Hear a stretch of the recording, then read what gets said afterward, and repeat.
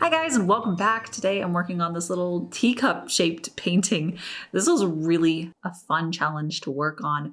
I have a few more unique shaped panels in my closet ready to go, and it's really fun to work on those sometimes when I just want a little burst of something different to work on, a new constraint that makes me think differently. And this one was really fun because I love teacups and I love tea in the morning.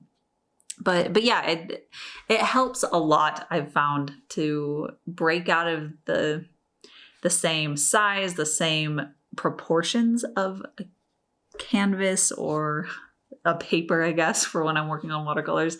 But I like to break out of the same ones that I tend to gravitate towards every once in a while. It helps me feel a little bit more refreshed with ideas. And I find that oftentimes it doesn't even necessarily end with some groundbreakingly new composition to go within that space. I find that it just helps make things a little bit more different than the run of the mill. And that is oftentimes enough for me to feel more engaged with a piece and fill me with more ideas for when I'm actually working on a piece that falls into a more normal square rectangle shape and proportion, like my 8x10s, which is what I usually paint on, is an 8x10. Yeah, working on a different shape like this, it does break you out of the box. Pun intended, I guess. But working on this teacup shaped piece, it meant that I had a different silhouette that I could work with to have the character play around with. And there were a lot of new challenges that it opened up. And that's really fun and exciting because it means that there are new solutions to think through, new things that work really well compositionally with a new shape, but doesn't necessarily have that same flow and impact with, say, a more square panel. So it does open up a lot of new possibilities and new things that I have to think through and figure out. And I like that a lot. It helps me. I tend to just get into certain ruts where I feel like I've done like too much of the same stuff. So being able to do something different like this really gives me new ideas, new thoughts. So like with this one, for example, I wanted her to feel like she was floating within this space, this teacup shaped space, almost like she was in tea, like just floating there in this nice warm bath of tea.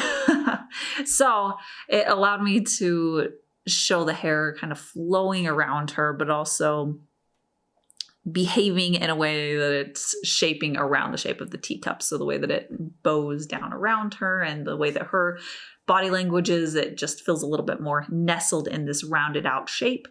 Whereas I wouldn't necessarily compose a character like that on a normal shaped panel. I wouldn't even consider or think about that. If I was doing a floating pose, it would be a different type of pose. So this allowed me to think through that, think about how I wanted her to play with that rounded out shape, but also the subject matter itself of that feeling of liquid, of tea, of that flow that you can get from that. Titled Teacup Dream is available at my shop. There's a link down in the description that'll take you over there. I think it would be really perfectly fitted for like a little coffee tea station, but anyways, that link is in the description. And she's also available as a print, which I actually adapted for an 8x10 size. So if you want to see how the print looks, stay till the end. I show that, but there's also that link in the description that'll take you over to get a print of her as well. I also really loved working on this panel because it was clearly a teacup or a coffee cup. It's a cup, which meant that it narrowed down the way that I could think about it. I mean, technically I could paint anything within it, but it was fun to think about painting something that would fit the parameters of a teacup and thinking about what kind of character could be encompassed in a teacup shaped painting was just really fun. And it got me thinking about the mood and the atmosphere and the colors. And I personally love starting the morning off with a cup of tea. It just instantly puts me in a good mood. It's so relaxing and warm. So it's already tied with very positive feelings that I do have. And that's almost like a ritual that I have in the morning. So it's something that I actually do think about a lot. So being able to bring in some of that inspiration from really mundane points in my life is something that I've been wanting to do more, finding little kernels of spark that's in my everyday life that can be turned into artwork, that can then be something that I enjoy more because I have that little bit of more connection to it and more emotion in it. But yeah, that was something that I was really excited about painting, was a little bit more attached to my feelings and emotions of waking up early morning and having some really warm tea. And I did want to bring over that feeling of warmth into this piece. So I wanted the color palette to be similar to tea in some ways. I tried, at least. And I also wanted it to feel warm. Like I wanted the character to feel like she was comfortable and cozy. And there was just all of those tactile feelings and emotional feelings about drinking tea that I wanted to bring into this piece. And yeah, I mostly did that by keeping the color palette very warm, yellow and orange toned, ochre, and I think that area is the area that I struggled the most with this piece. I can talk a bit more about that later, but I am definitely learning a lot more about using warmer colors. I keep saying this. I've been really enjoying cool colors for years and years. And recently I've been kind of turning a corner and really getting into warm colors. And with that means that I'm not as 100% comfortable working with the warm pigments that I do own. So I found that I need a little bit more practice of knowing which paints to pick for, how to work with them, how to shade them so that they have the effect that I do want. And yeah, it's just practice, lots of practice.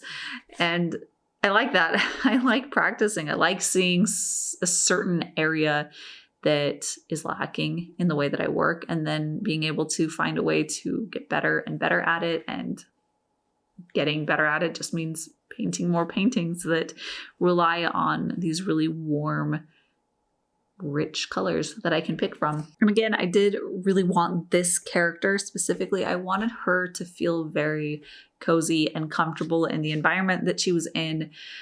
I wanted it to feel like she was like daydreaming about just sinking into a cup of tea and feeling really warm and cozy. I keep saying those words, but that's what I feel when I drink it. So I wanted a character again to just really fulfill those feelings that I get out of that. So that was a continuation of just trying to bring out the essence of tea for me, and then put that into a character and an environment that she's existing in, and then the colors that make that all up. I think that a technique that could have worked really well potentially for this kind of piece, where I wanted everything to be relatively monochromatic. I wanted it to feel a bit like she's floating in tea. I could have actually gone in and done one wash over everything that was a really soft, establishing, warm tone, and then I could paint everything on top. That's a technique that I've seen people use really well. I have not actually really been able to have great success with that before. I find that it ends up being one more layer that as I paint, it just adds too many paint layers. There's a point where the paint or the paper can't take any more paint. So I don't know. That's a technique that I think I'd really like to get a bit better at, because it does allow pieces to be a little bit more cohesive. It's a lot easier to tie everything together when the backsplash of everything is the same color. So that's something that I'd like to do a little bit more practice of, but I could have done it here and I think it would have worked really well, but I didn't. I just used very similar pigment mixtures to make sure that things were cohesive. The pigments that I'm using, the paint colors that I'm using, I realized as I was working on this, specifically in her hair, that that one of the areas that I need to get better at is understanding how to shade them in a way that I'm happy with. So with cool colors, with the cool pigments that I own, I've done a lot of paintings with them. So I have a little bit more understanding of how to shade them when I want like a warm light source or a cool light source, or if I want the overall piece to be a little bit more or less saturated. There's just a lot more play that I've found I can control with the more familiar pigments that I have used in the past for being able to achieve the mood and the lighting colors, like the color lighting, the color temperature. That's what I'm trying to say. So I struggled a bit with this one where I painted her hair originally more of an ochre yellow, and then as I shaded it, it ended up more and more of a very saturated orange. But I wanted it to be more yellow, more amber.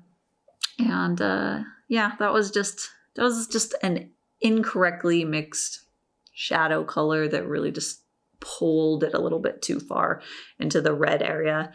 And I'll just do some more practice, practice to figure it out so that I can achieve that more monochromatic look that I would have wanted for this piece. For her hair, I would have liked her hair to all remain within that ochre kind of color. And a quick reminder, the original of Teacup Dream is available at my shop. There's the link in the description, and the print of her is also available. So there's, again, those links down below. And that is about it for today. Thank you guys so much for watching. As always, I want to give a huge thank you to my patrons over on Patreon. I can't thank you enough for the support that you give me over there.